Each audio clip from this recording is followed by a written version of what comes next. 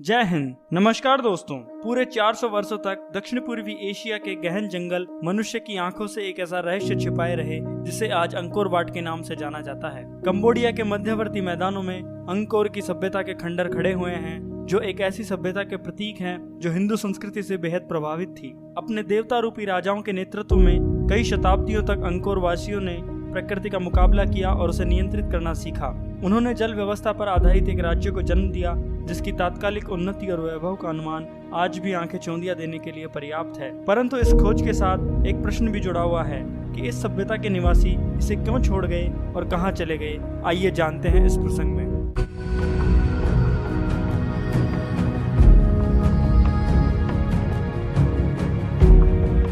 सन 1860 में फ्रांसीसी प्रकृति विज्ञानी हेनरी मॉहत ने पहली बार कंबोडिया के मध्यवर्ती मैदानों में घने जंगलों की आड़ में छिपे अंकोर सभ्यता के खंडरों को खोज निकाला। पुरातत्व शास्त्रियों द्वारा किए गए अध्ययन से यह सिद्ध हो गया कि जल व्यवस्था पर आधारित इस सभ्यता में अद्भुत कला कौशल तथा तकनीकी निपुणता का विकास हुआ था। मॉहत ने अपनी डायरी में लिखा था कि अंकोर के मंदिर, नहरें तथा सड़कें यूनान और रोम की सभ्यता के अवशेषों से भी सुंदर है। सन 1866 में हिंद चीन के क्षेत्र में अपना प्रभुत्व जमाने के बाद फ्रांसीसी सरकार ने अंकोर वाट के शानदार खंडरों का क्रमबद्ध अध्ययन प्रारंभ किया। सन 1898 में पुरातत्व शास्त्रियों व श्रमिकों ने कठोर परिश्रम करके अंकोर वाट के खंडरों को जंगलों से मुक्त किया और 400 वर्ष पश्चात एक बार फिर सूर्य की रोशनी उन भव्य महलों, मंदिरों व सामुदायिक भवनों के खंडरों पर पड़ी जो आज मानवीय प्रयासों की कलात्मक पराकाष्ठा के रूप में देखे जाते हैं। अब यह पता चल गया है कि अंकोर का निर्माण दक्षिण पूर्वी एशिया की खमेर जाति द्वारा 500 वर्षों की लंबी अवधि में किया गया था। दक्षिण पूर्वी एशिया के वासियों ने भारतीय अध्यात्म से प्रेरणा ग्रहण की तथा नोम नामक राज्य की स्थापना की। एक दंत कथा के अनुसार देवताओं के आक्रोश से एक कौंडिन्य नामक ब्राह्मण कंबोडिया के तट पर उतरा और उसने उस देश की रानी को जादुई बाण चलाकर अपने वश में कर लिया। दोनों के विवाह से जो संतानें उत्पन्न हुई वे शासकों के फुनान वंश की पूर्वज थी। खमेरों के भी यही पूर्वज थे। 5 शताब्दियों तक फुनानों का राज्य चलता रहा। उन्होंने सिंचाई और यातायात के लिए नहरों का निर्माण करके मेकाक नदी की घाटी को बहुत उपजाऊ बना दिया। 550 ईस्वी में फुनान राजधानी को कंबुजा लोगों ने हमला करके जीत लिया। कंबुजा राजा भी हिंदू देवी देवताओं ब्रह्मा, विष्णु और महेश की पूजा करता था। 18वीं शताब्दी में जावा के राजा ने हमला करके कंबुजों को पराजित किया और उनका सिर काट लिया। जावा के सैनिक लूट मार करके वापस चले गए।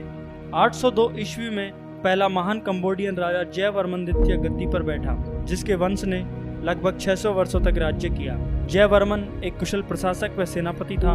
उसने अपने 48 वर्षीय शासन में अपनी जनता को एकबद्ध किया तथा उसे बाहरी हमलावरों से बचाने की व्यवस्था की। जयवर्मन तथा उसके बाद के 30 राजाओं ने धीरे धीरे भव्य पिरामिड जैसे शिखरों वाले मंदिर बनवाए। उन्होंने राष्ट्रीय संसाधनों का सर्वेक्षण करवाया, झीलों बांधों का निर्माण करवाया तथा उन्होंने कृषि में अत्यंत सफलता हासिल की और साल में 3-3 फसलों का उत्पादन करने लगे। यशोवर्मन प्रथम के प्रयासों के पश्चात सूर्यवर्मन द्वितीय तथा जयवर्मन सप्तम के युग में अंकोर की राजधानी अपने स्वर्ण युग में पहुंची। सूर्यवर्मन ने चीन सागर से हिंद महासागर तक अपना साम्राज्य फैलाया।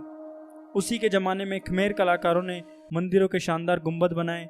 ये मंदिर एक तरह के मकबरे थे जिनमें राजा तथा अन्य सामंतों की अस्थियां तथा राख रखी जाती थी। मंदिरों और समाधियों के इन मिले जुले स्मारकों का प्रवेश द्वार परंपरागत रूप से पूर्व की ओर होने के बजाय पश्चिम की ओर है। वैज्ञानिकों का मत है कि संभवतः यशोवर्मन ने यह परंपरा इसलिए तोड़ी होगी क्योंकि वह सूर्य की वर्ष भर होने वाली गति, कैलेंडर, ज्योतिष और धार्मिक मिथक शास्त्र का समन्वय बनाना चाहता था। यशोवर्मन द्वितीय की मृत्यु के बाद निकटवर्ती चाम्स कबीलों के आक्रमण तथा नागरिक विद्रोह के कारण अंकोर का पतन प्रारंभ हो गया। खमेर सेनाओं ने चाम्स कबीलों को हरा अवश्य दिया था लेकिन जनता का राजा धर्म व शासन पर से विश्वास उठ गया। स्वैच्छिक वनवास काट रहे मृत राजा के भाई जयवर्मन सप्तम ने वापस आकर सिंहासन संभाला और विद्रोह को कुचलकर चाम्स कबीलों को सबक सिखाया। इस नए राजा की अधीनता में खमेर कला कौशल ने नया जीवन प्राप्त किया।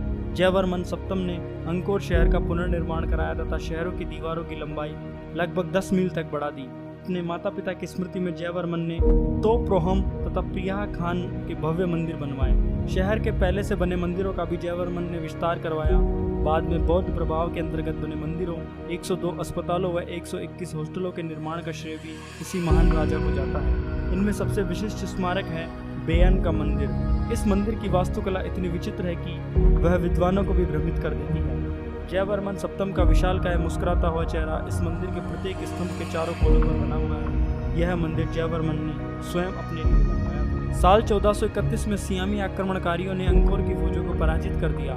7 महीने चले इस युद्ध ने अंकोर की जनता को निराश कर दिया था। जब सियामी अगले वर्ष पुनः लूटपाट करने के लिए लौटे तो उन्होंने पूरा शहर खाली पाया।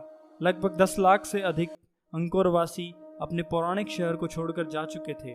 खमेर जनता कहाँ चली गई? वह अपनी महान परंपरा का पालन करने के लिए सियामियों से पुनः क्यों नहीं लड़ी? उनका विश्वास कैसे खंडित हो गया? इन प्रश्नों का उत्तर अभी भी रहस्य के अंधेरों में छिपा हुआ है। जय हिंद।